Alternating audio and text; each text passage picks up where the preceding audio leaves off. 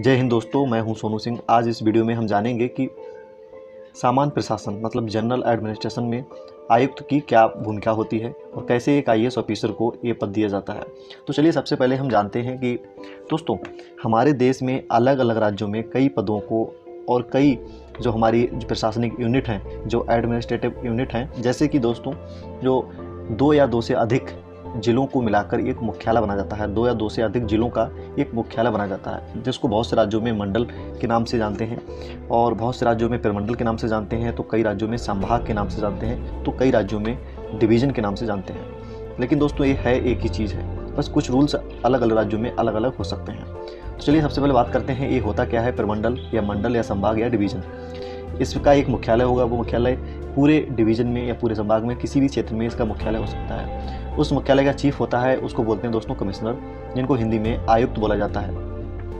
अब दोस्तों बात करते हैं कि इनका काम क्या होता है। तो इनके काम के बारे में अगर हम बात करें तो ये अपने डिवीज़न, अपने संभाग, अपने मंडल, अपने प्रमंडल के प्रशासनिक हेड मतलब प्रशासनिक मुखिया के रूप में अपनी जिम्मेदारियां निभाते हैं और ये सीधे हर डिपार्टमेंट के सचिव को रिपोर्ट करते हैं। और दोस्तों इनकी एक जिम्मेदारी भी होती है कि इनके डिवीज़न में जितने भी डिस्ट्रिक्ट आते हैं, उनमें जितने भी डिस्ट्रिक्ट कलेक्टर हैं या डिस्ट्रिक्ट मजिस्ट्रेट हैं, वो भी सुचारू रूप से अपनी जिम्मेदारियां निभाएं, ये इनकी जिम्मेदारी होती है। और ये समय समय पर निरीक्षण भी करते रहते हैं, जांच भी करते रहते हैं कि कौन सा अधिकारी किस जिले में डिस्ट्रिक्ट मजिस्ट्रेट अपनी जिम्मेदारियों को निभा पा रहा है या नहीं निभा पा रहा है। साथ में उनके लिए दिशा निर्देश भी देते हैं।